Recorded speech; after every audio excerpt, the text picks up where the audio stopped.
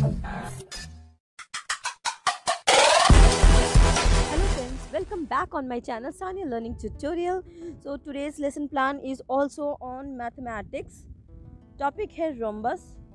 Okay, so lesson plan start करते हैं. और लेसन प्लान स्टार्ट करने से पहले मैं आपसे कहना चाहती हूँ कि जिन्होंने भी अगर हमारे चैनल को अभी तक सब्सक्राइब नहीं किया है तो प्लीज़ जल्द से जल्द हमारे चैनल को ज़्यादा से ज़्यादा सब्सक्राइब कर दें, क्योंकि मैथ्स के लेसन प्लान आज अपलोड हो रहा है, कल भी हम अपलोड करेंगे. इसके अलावा और भी लेसन प्लान्स हम अपलोड करेंगे तो उसकी नोटिफिकेशन आपको मिल जाए, इसलिए ज़्यादा से ज़्यादा हमारे चैनल को सब्सक्राइब करें.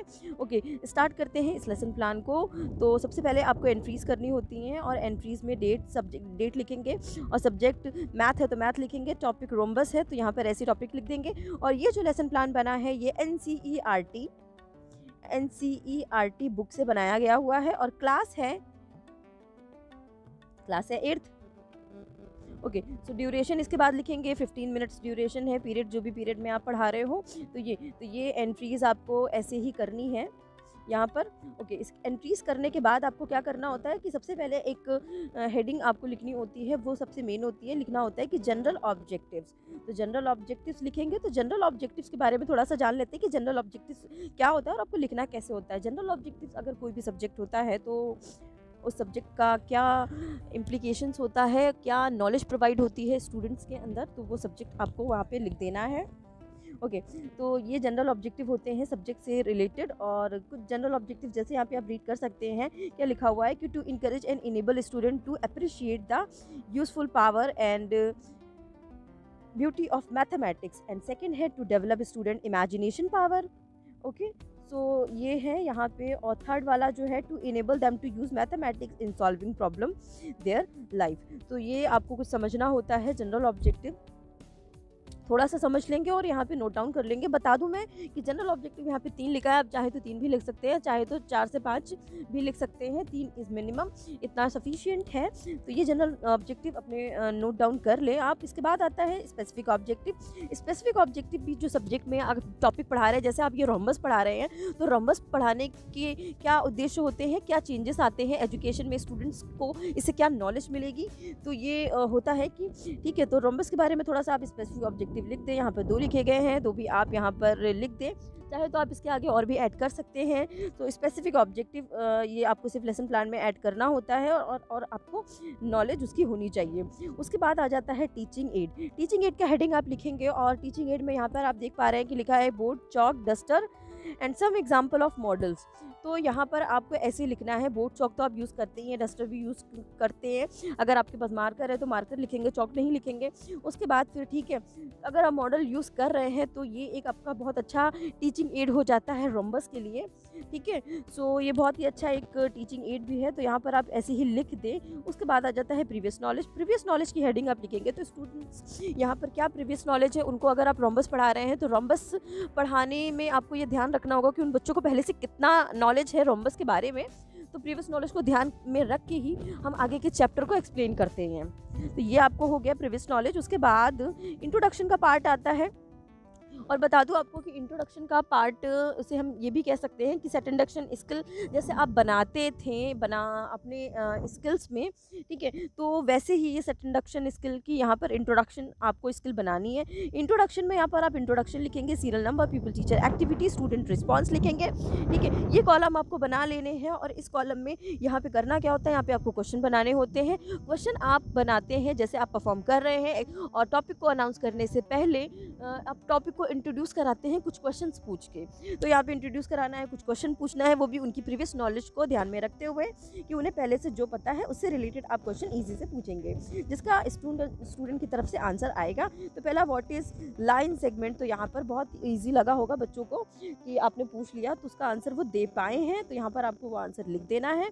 उसके बाद सेकेंड क्वेश्चन यहाँ पर आ जाता है तो उसका भी आंसर यहाँ पर बच्चे दे देंगे. और ठीक है, ये सेकेंड क्वेश्चन तो ये हो गया है. उसके बाद थर्ड क्वेश्चन भी देख लीजिए. यहाँ पे 3 क्वेश्चन टोटल बने हुए हैं और यहाँ पे थर्ड क्वेश्चन प्रॉब्लमैटिक क्वेश्चन हो गया है.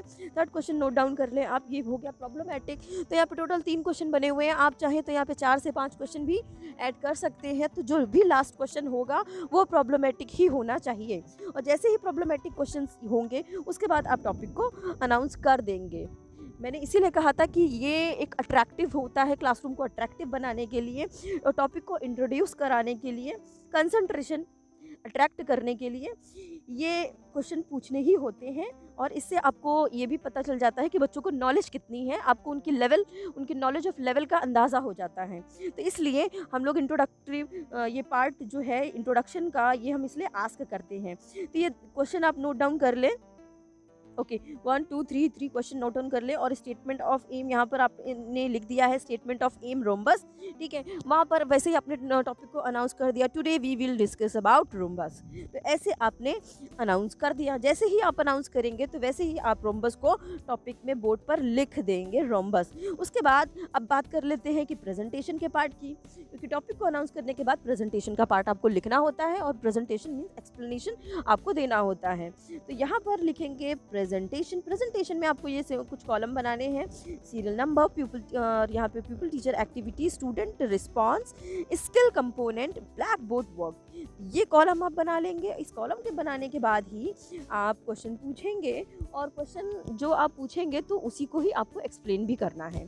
तो जैसे यहाँ पर एक क्वेश्चन यहाँ पर देखिए पूछ लिया हुआ है और यहाँ पर लेसन प्लान में आपने लिख दिया है, तो ये ठीक है, स्टूडेंट का रिस्पांस भी आता है। ठीक है, कुछ स्टूडेंट्स का अगर कुछ रिस्पांस आता है तो यहाँ पर रिस्पांस आप लिख भी देंगे और उसी को ही आपको एक्सप्लेन भी करना होता है स्टूडेंट के रिस्पांस आने के बाद। तो एक्सप्लेनेशन को यहाँ पर भी आप लिख सकते हैं, इस जगह पर भी आप लिख सकते हैं एक्सप्लेनेशन को, ठीक है। और जो रिस्पांस आएगा वो यहाँ पर इस जगह पे लिखेंगे। तो ये कौन सी स्किल यूज़ की गई है, ये यूज़ की गई स्किल क्वेश्चनिंग स्किल। और अगर आप एक्सप्लेनेशन यहाँ पर देते हैं तो यहाँ पर लिख देंगे क्वेश्चनिंग एंड एक्सप्लेनेशन स्किल, ऐसे भी आप कर सकते हैं। तो और ब्लैक बोर्ड वर्क भी जो आप करके समझाएंगे तो ये ब्लैक बोर्ड वर्क ऐसे आप कर देंगे। तो ये हो गया first point. Second teaching point आपने पूछा है what is rhombus. What is rhombus, अगर स्टूडेंट का रिस्पांस यहाँ पे नहीं आएगा तो उसको आपको एक्सप्लेन करना है। तो यहाँ पे स्टूडेंट सिर्फ सुन रहे हैं तो यहाँ पे लिखेंगे स्टूडेंट लिसनिंग, और यहाँ पर आप एक्सप्लेन भी कर रहे हैं, क्वेश्चन भी पूछ रहे हैं, इसलिए ये स्किल ऑफ कंपोनेंट हो जाएगा, क्वेश्चनिंग एंड एक्सप्लेनेशन स्किल्स। तो व्हाट इज़ रोम्बस, रोम्बस को थोड़ा सा एक्सप्लेन कर देंगे, समझा देंगे कि रोम्बस क्या होता है, ठीक है। तो यहाँ पे थोड़ा सा एक्सप्लेनेशन आप ये नोट डाउन कर ले। नोट डाउन करेंगे तो इसी एक्सप्लेनेशन को आपको एक्सप्लेन भी करना है, अच्छे से समझा देना है रोम्बस के बारे में। स्टूडेंट लिसनिंग यहाँ पे लिखेंगे, एक्सप्लेनेशन स्किल लिखेंगे, ब्लैक बोर्ड वर्क ऐसे यूज़ कर देंगे। आप चाहें तो एनसीईआरटी बुक भी देख सकते हैं और ऐसे लिख भी सकते हैं, चाहे तो कुछ चीज़ें ऐड भी कर सकते हैं। यहाँ पे 15 मिनट की टाइम ड्यूरेशन के अकॉर्डिंग ये लेसन प्लान सफिशिएंट है। तो ये रोम्बस के बारे में आपने नोट डाउन कर लिया है, ओके। देख लिया एक्सप्लेनेशन,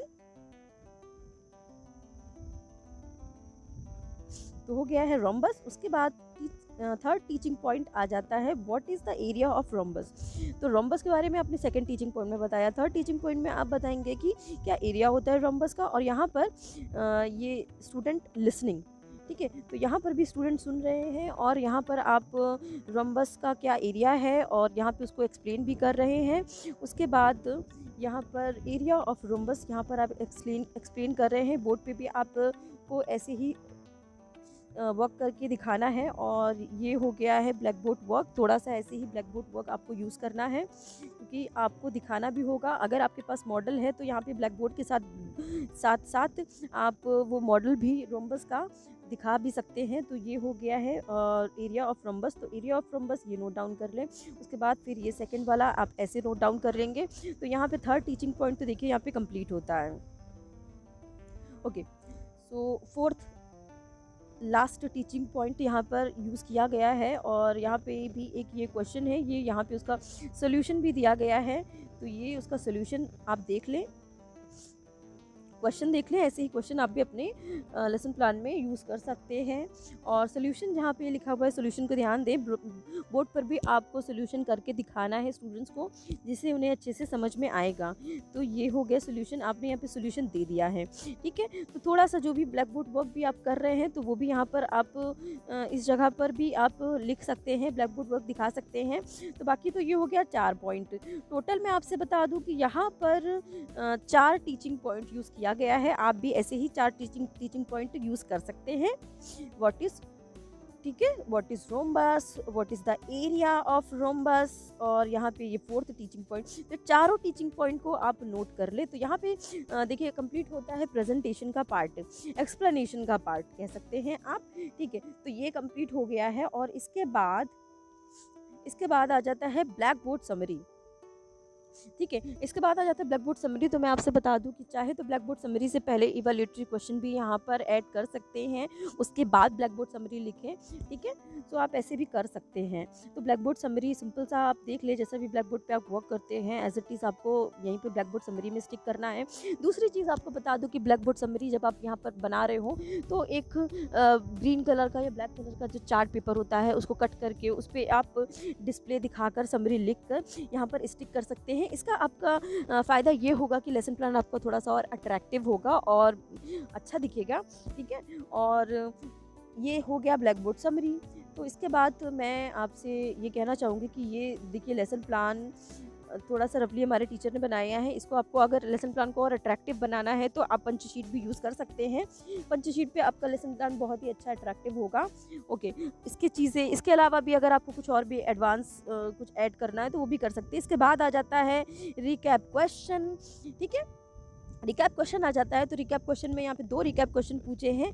तो यहाँ पे 2 रिकैप क्वेश्चन के साथ साथ अगर आपको और भी ऐड करने तो वो भी आप ऐड कर सकते हैं। रिकैप क्वेश्चन हम क्यों पूछते हैं? रिकैप क्वेश्चन हम इसलिए पूछते हैं कि जितना भी एक्सप्लेनेशन में पढ़ाया होता है ये जानने के लिए कि कितना स्टूडेंट्स को समझ में आया है और कितना उन्हें समझ में आया, क्या डाउट हुए हैं उनको, क्या प्रॉब्लम्स हुई हैं। तो ये क्वेश्चन रिकैप से आपको ये सारी चीज़ें समझ में आ जाएंगी।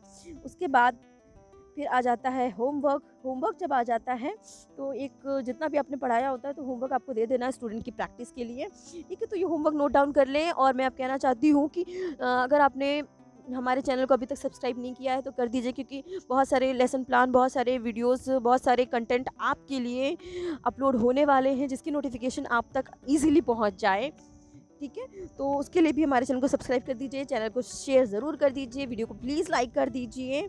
ओके, सो इसके बाद हम कहना चाहते हैं और भी लेसन प्लान ऑलरेडी अपलोडेड है, वो भी आप जाके देख सकते हैं, ठीक है। तो मिलते हैं हम नेक्स्ट वीडियो में, तब तक के लिए थैंक यू फॉर वॉचिंग।